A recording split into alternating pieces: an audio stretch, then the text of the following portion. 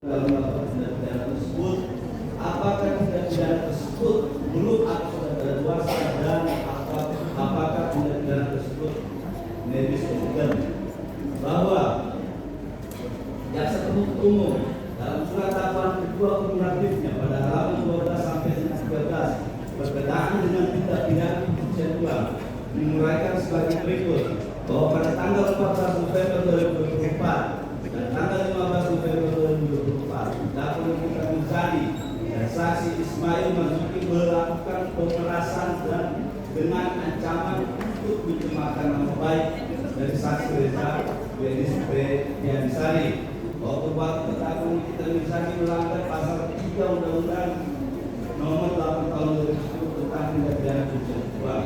Kemudian dalam dakwaan pertama alternatif satu jaksa penuntut umum menyimpulkan perbuatan terdakwa Nikita Mirzani melanggar ketentuan pasal 45 ayat 10 huruf A junto pasal 23 ayat 2 Undang-Undang Nomor 11 Tahun 2008 tentang informasi dan transaksi elektronik sebagaimana saya dengan Undang-Undang Nomor 1 Tahun 2024. Selanjutnya dalam dakwaan pertama alternatif kedua jaksa penuntut umum menyimpulkan perbuatan terdakwa Nikita Mirzani melanggar ketentuan pasal 369 ayat 1 KUHP, bahwa jika merujuk pada surat dakwaan jaksa penuntut umum yang kemudian mengkumulatifkan atau menggabungkan tindak pidana ancaman pencemaran baik dengan lisan maupun tulisan atau dengan ancaman akan membuka rahasia dengan pasal 3 Undang-Undang Nomor 8 Tahun 2010 tentang pencegahan dan pemberantasan tindak pidana pencucian uang, maka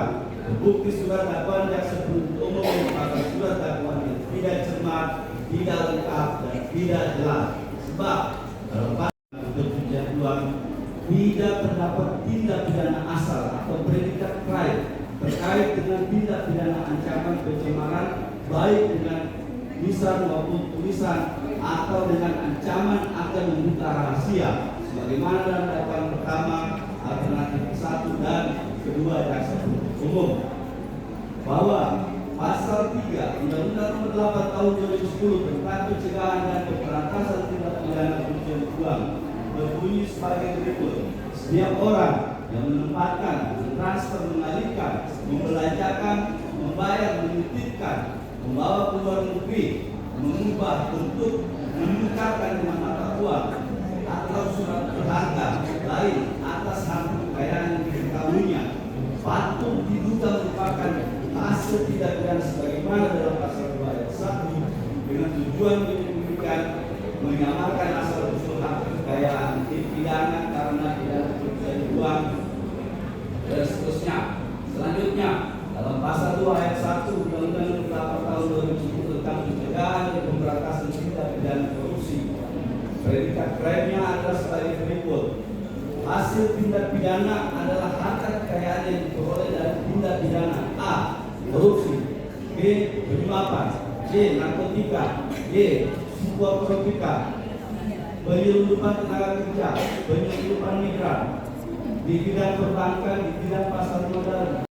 Namun postingan itu saya maksudkan untuk mengedukasi kepada masyarakat terkait bahayanya menggunakan skincare yang abal-abal, apalagi sampai dengan menggunakan jarum suntik yang dijual secara bebas di e-commerce yang seharusnya dijual di klinik kecantikan dengan pengawasan dokter spesialis.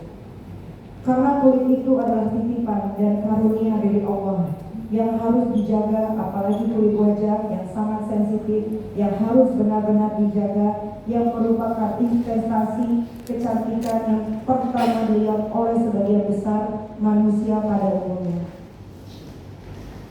Majelis Hakim yang mulia, dalam sidang yang sangat mulia ini, saya ingin menjelaskan apa yang saya alami merupakan sebuah perbuatan dan tindakan zalim dari pelapor Reza Gladys yang membuat laporan yang mengada-ngada ke Polda Metro Jaya yang zalim dengan sewenang-wenang menjadikan saya tersangka, dan jaksa penuntut umum yang melakukan dakwaan abal-abal yang penuh dengan halusinasi yang diceritanya dipotong-potong, yang dalam dakwaannya perbuatan yang dilakukan oleh orang lain akan tetapi yang diterdakwakan adalah saya.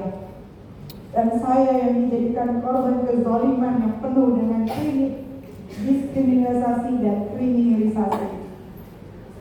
Majelis hakim yang mulia, berikut ini saya sampaikan keberatan saya yang merupakan bagian yang tak terpisahkan dan merupakan satu kesatuan dengan nota keberatan yang dibuat dan dibacakan oleh penasihat hukum saya untuk membuktikan bahwa saya tidak melakukan tindak pidana pencemaran sebagaimana dakwaan zalim yang dilakukan oleh jaksa penuntut umum kepada saya sebagai berikut. Dakwaan pertama.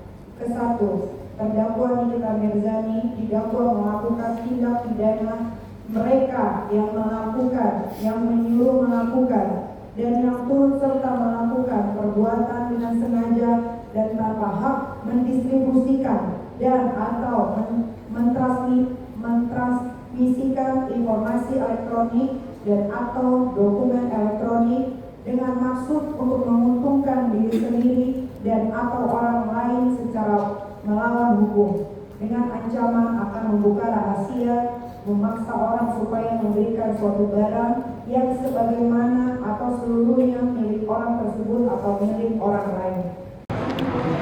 Selanjutnya, yang dimaksud dengan lengkap adalah uraian dakwaan harus mencakup semua unsur-unsur yang ditentukan dalam undang-undang secara lengkap.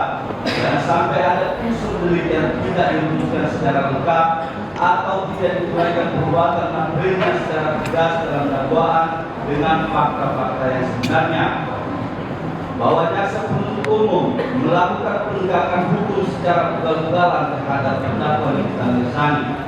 Hal ini terlihat dari uraian yang ada di dalam surat dakwaannya, di mana jaksa penuntut umum pada dakwaan alternatif 1 menyebutkan perbuatan terdakwa Nikita Mirzani melanggar ketentuan pasal 5 ayat 10 huruf A junto pasal 27 ayat 2 Undang-Undang Republik Indonesia Nomor 11 Tahun 2008 tentang informasi dan transaksi elektronik sebagaimana telah diubah dengan Undang-Undang Republik Indonesia Nomor 1 Tahun 2024 tentang perubahan 2 atas Undang-Undang Nomor 11 Tahun 2008 tentang informasi dan transaksi elektronik junto pasal 55 ayat 1 bahwa pidana. Sedangkan pada dakwaan pertama alternatif kedua, jaksa penuntut umum menyimpulkan perbuatan terdakwa Nikita Mirzani melanggar ketentuan pasal 36 ayat 1 Kitab Undang-Undang Hukum Pidana junto pasal 55 ayat 1 Kitab Undang-Undang Hukum Pidana, bahwa uraian perbuatan terdakwa Nikita Mirzani yang ada di dalam surat dakwaan pertama alternatif 1 sama persis dengan uraian perbuatan terdakwa Nikita Mirzani yang ada pada dakwaan alternatif. Silakan diserahkan dulu sebelum dibacakan. Satu nama Allah Subhanahu wa Ta'ala adalah Al-Ad, yang artinya Maha Adil, memerintahkan berlaku adil dan berbuat kebajikan. An-Nisa ayat 58. Dan apabila kalian menetapkan hukum di antara manusia, maka tetapkan hukum dengan adil. Al-Maidah ayat 42. Jika kamu memutuskan perkara di antara mereka, maka putuskanlah dengan adil. Sesungguhnya Allah menyukai orang-orang yang adil. Al-An'am ayat 152. Dan apabila kamu berkata, maka adilah, walaupun terdapat kerabat atau orang terdekat. Dan Allah Subhanahu wa Ta'ala yang Maha Adil mengharamkan kezaliman atas zatnya dan atas segenap umat manusia. Allah Subhanahu wa Ta'ala yang Maha Adil berfirman dalam hadis, wahai para hambaku, sesungguhnya aku haramkan kezaliman atas diriku, dan aku menjadikannya sebagai sesuatu yang haram di antara kalian. Karena janganlah kalian saling menzalimi.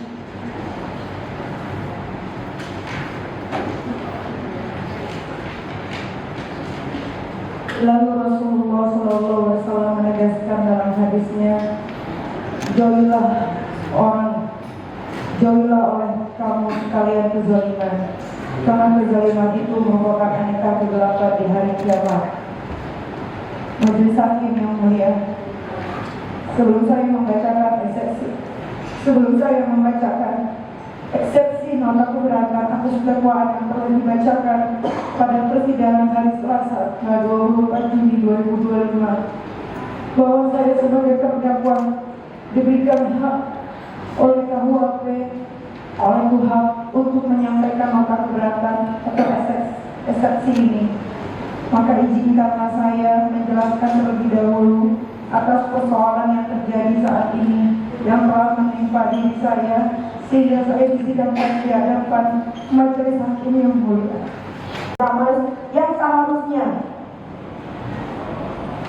dijual di klinik kecantikan dengan pengawasan dokter spesialis. Atas kejadian tersebut, Reza Gladys mencari-cari saya dan meminta untuk bertemu dengan alasan untuk mereview produknya yang baik-baik. Saat ini mereview produk dia dengan baik-baik. Bahwa perlu majelis hakim yang mulia ketahui, di dalam perkara yang sedang saya hadapi ini sudah ada perkara perdata yang sedang berjalan, yang saat ini sedang dalam tahap mediasi, yaitu dalam PD-G/2025/PN Jakarta Selatan. Terdakwa Nikita Mirzani sebagai penggugat 1, terdakwa Ismail Marzuki. Saya tidak pantas ditahan atas kerugian yang merupakan kesepakatan dalam bisnis, yaitu senilai 4 miliar rupiah. Dan saya nyatakan di persidangan ini bahwa jaksa penuntut umum, mana BPOM, Badan Perlindungan Konsumen Nasional, ayo bergerak lindungi masyarakat dan para konsumen, bukan malah diam saja. Atau jangan-jangan ikut adil melindungi para mafia produk skincare yang berbahaya. Ini yang dijual bebas di pasaran demi keuntungan mafia skincare atau penjahat skincare yang terlindung di balik hukum, yang sangat meresahkan bagi orang-orang awam pada umumnya yang tidak tahu akan bahaya skincare tersebut. Kalau begitu, saya minta kepada Bapak Presiden Prabowo Subianto sebagai Kepala Negara Kesatuan Republik Indonesia agar membubarkan saja BPOM dan Badan Perlindungan Konsumen Nasional dari negara kita ini, karena cuma diam saja, tidak bisa berbuat apa-apa. Patut diduga justru melindungi para mafia skincare seperti Dr. Reza Gladys Pretizari dan Atauba Mufid, daripada uangnya untuk membiayai lembaga BPOM dan Badan Perlindungan Konsumen Nasional tidak jelas dipakai untuk melindungi rakyat dan konsumen, justru patut diduga melindungi para mafia skincare atau penjahat skincare. Maka lebih baik uang ini digunakan untuk membantu rakyat Indonesia yang masih memerlukan bantuan dan uluran tangan untuk kebaikan orang-orang yang tidak mampu.